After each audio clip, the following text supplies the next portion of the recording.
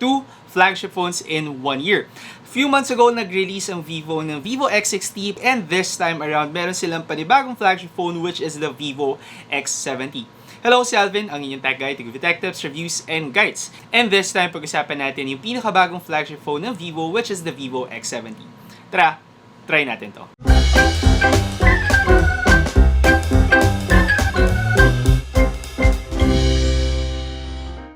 So as always guys, simulan muna natin by unboxing the VIVO X70 at makikita nyo pa rin siya dito sa kanyang napakaganda at napaka-premium na box. Ngayong malapit nang matapos ang 2021, masasabi kong ang VIVO X series pa rin ang may pinakamagandang unboxing experience sa lahat ng mga flagship phones. Isa mainly dito dahil kakaiba yung packaging natin dito sa kanyang square na size, pero aside pa dyan, very premium din yung unboxing experience mismo.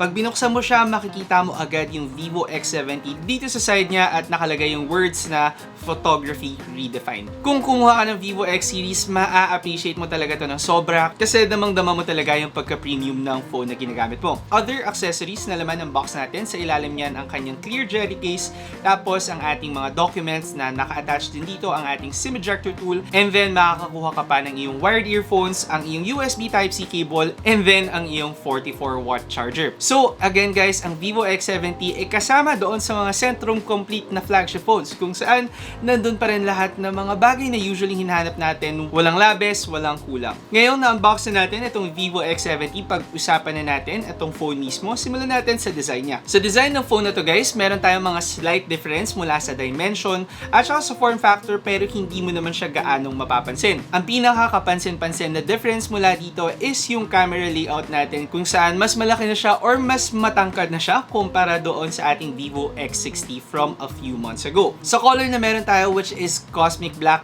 para sa akin mas natripan ko yung kulay nito ngayon kung saan meron tayong textured finish na may pagka-matte yung color pero glittery as well. Medyo mahirap siyang i-describe unless makikita mo talaga siya in person pero masasabi kong very premium yung dating ng phone na to. Kung pagandahan lang pag-uusapan, para sa akin hindi ka matatalo sa VIVO X70 kasi random mo talaga from the packaging, from the unboxing, from the design itself na premium or flagship phone ang hinahawakan mo. Yun nga lang in contrast dito sa likod ng phone natin na talagang fingerprint proof, gumamit sila ng glossy na finish dito sa sides ng ating phone kung kaya't may pagka-fingerprint magnet yung sides ng ating VIVO X70 pero hindi mo naman siya ganong mapapansin dahil dark or black din yung color ng ating sides. Sa right side ng ating VIVO X70, nandyan ang kanyang lock button at saka ang kanyang volume buttons. Tapos dito naman sa bottom side niya, ang kanyang speaker grills, ang USB Type-C port at saka ang kanyang SIM card tray. So para i-unlock ang ating VIVO X70 as with any flagship phone, gumagamit siya ng under-display fingerprint sensor na for me, responsive naman.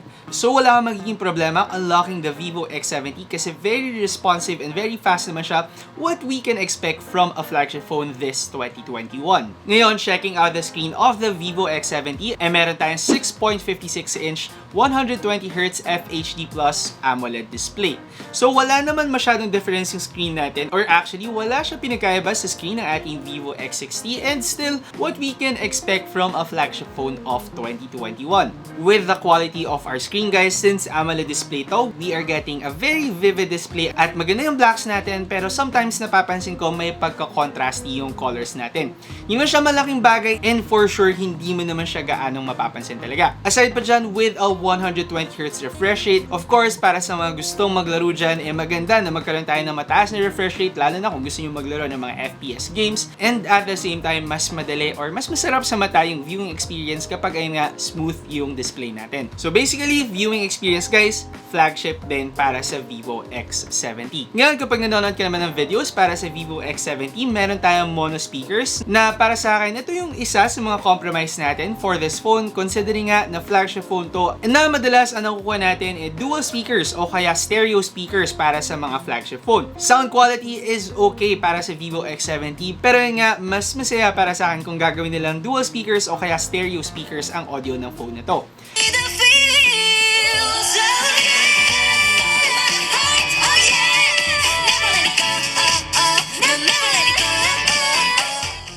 So for this phone guys, syempre itinest out din natin yung camera performance niya at para sa specs ng ating VIVO X70 sa rear camera natin, yan ay isang triple camera setup. Meron tayong 40 megapixel main camera, a 12 megapixel telephoto lens at saka a 12 megapixel ultra-wide lens. So medyo kakaiba yung approach ng VIVO X70 na instead na binump up nila yung megapixel count ng ating main camera, and ginawa nila mas nag-focus sila sa pag-improve ng telephoto lens ng camera na to. Mas bumaba yung megapixel count natin as compared sa ating VIVO X60, pero para naman sa telephoto lens natin, pinawiden nila ng maigi yung aperture natin mula sa f2.5 to f2.0. Ano nga yung ibig sabihin nito para sa mga hindi familiar doon? Ibig sabihin lang na to para sa mga telephoto or mga zoom shots natin, we can expect na highly improved yung camera performance niya kung saan mas pumapasok yung light sa mga pictures natin, meaning mas na-i-improve nitong di hamak yung quality ng mga photos taken with the telephoto lens. And of course, since in collaboration sila with ZEISS pa rin dito sa mga cameras nila, highly improved pa rin yung kanilang camera quality at talagang masasabi mo na flagship phone performance pa rin talaga ang nakukuha natin sa VIVO X70. Dito sa harap niya, meron tayong 32 megapixel wide angle main camera na same na ZEISS pa rin yung ginagamit. Pero ayun nga, instead of talking about ZEISS, ipapakita na lang natin kung gaano nga ba kaganda ang camera performance with the camera samples of the X70.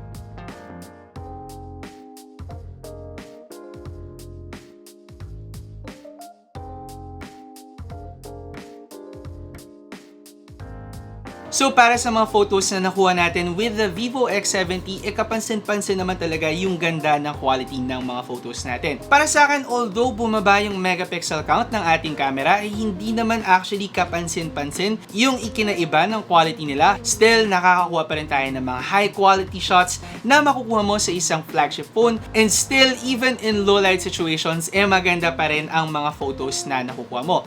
Actually, yun nga ang kinaganda ng pag-improve nila ng telephoto lens, kasi kapag nagzo-zoom ka ngayon, hindi na masyado nako-compromise yung mga photos na kinukuha mo with the VIVO X70. Na kadalasan ito naman talaga yung hinahanap natin sa mga flagship phones, yung uncompromised performance across the board, kung saan kahit mag ultra-wide lens ka, maganda pa rin yung mga shots mo, hindi nagsosoften yung edges mo, at kahit in low light situations, maganda pa rin yung output na meron ka. Even in zoom shots, maganda pa rin at uncompromised. So ang masasabi ko para sa VIVO X70, pasado pa rin as a flagship phone ang performance ng phone na to. Yun nga lang, para sa color quality ng mga photos natin, kailangan pa rin natin i-take note na for this phone may pagka-contrasty din yung mga output na nagagawa niya. Meaning kapag against the light tayo, to compensate, tinataasan niya yung contrast ng mga photos natin. So sometimes naging dark talaga yung mga shadowy areas ng mga photos natin. Pero to be honest, madali naman siyang ayusin post-edit. Actually, yung mga contrasty photos pa para sa akin, yung mas madaling i-edit. So kung mahilig kayo mag-edit actually yung mga photos, mas nag-work out yung ganitong performance para sa inyo. So para sa camera ng ating VIVO X70, masasabi kong maganda pa rin ang performance niya, improved yung telephoto lens, and kung meron mang compromise para sa main camera natin, personally hindi siya noticeable para sa akin to the point na magiging deal breaker ito talaga. Dagdag pa nito isa pa sa mga feature o kaya improvement na makukuha natin sa VIVO X70 ang kanyang gimbal 3.0. Actually, mostly sa stabilization yung mga panibagong nakukuha natin para sa VIVO X70. So kung kayo ay mahilig mag-vlog o kaya medyo magalaw kayo kapag taking pictures, for sure, mamamaximize nyo ang benefit na to mula sa ating VIVO X70. Ngayon, moving on naman sa gaming performance ng VIVO X70. Para sa phone na to, masasabi kong hindi pa rin tayo din-disappoint ng VIVO X70. So for this phone guys, gumagamit tayo ng MediaTek Dimensity 1200 5G na chipset. Meron siyang 12GB of RAM and 256GB of internal storage. Meaning, more than enough na yan para sa karamihan sa atin. And ito yung mga specs na makukuha natin kadalasan sa mga flagship phone. Dito din sa phone na to, mas mataas ng konti yung battery natin with a 4,400 mAh battery. And then yung charging din natin is mas improved with 44 watts na charging. So of course, benchmark din natin ang ating VIVO X70 at ito ang mga results na nakuha natin.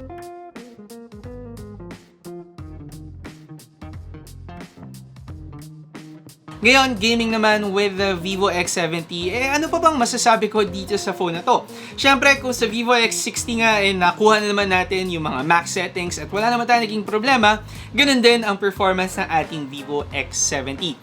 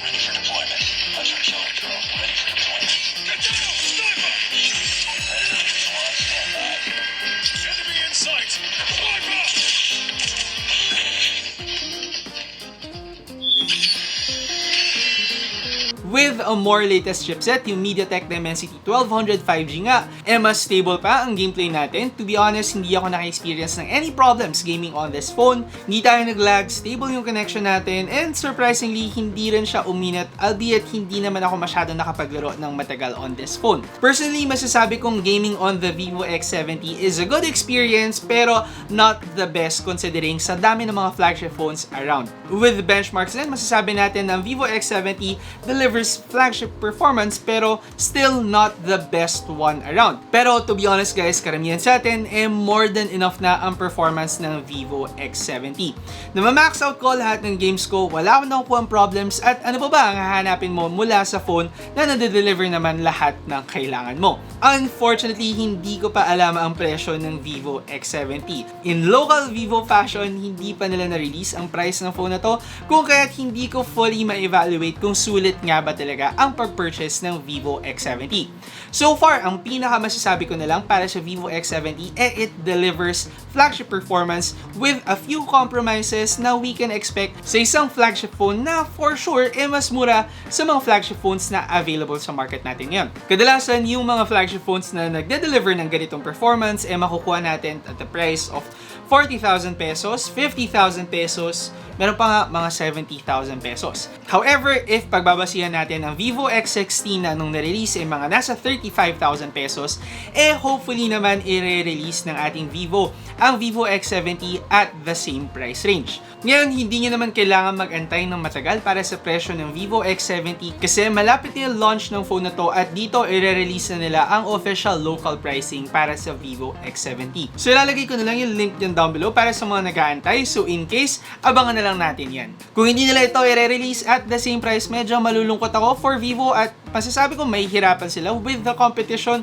Pero if ma-release nila to sa same price ng VIVO X60, for sure maraming magiging interesado sa VIVO X70, lalo na't it delivers a flagship performance at a more affordable price. Take note lang natin, of course, yung mga bagay na magiging compromise natin when getting a VIVO X70, na ayun nga, yung camera natin, of course, is mababa yung megapixel count ng ating main camera, na personally unnoticeable para sa akin. Tapos, yung absence pa rin ng dual speakers o kaya ng stereo speakers para sa phone na to. On all other aspects, we are getting a flagship phone nonetheless, and kung sakali man na naghahanap ka ng isang flagship phone for 2021, at a more affordable price, for sure, dapat mong i-check out ang VIVO X70. Kung ikaw ba kakabili lang ng VIVO X60, dapat ka bang matakot? Masasabi kong mapanatag ka dahil hindi naman ganon kalaking leap yung performance niya from the VIVO X60. And personally, masasabi kong more on variation siya or different take mula sa ating VIVO X60 kung saan meron tayong mga give and take para sa camera performance, sa chipset natin, at saka sa battery life ng phone natin. Pero kung sakali man na ikaw ay gumagamit ng isang phone since 2 years ago pa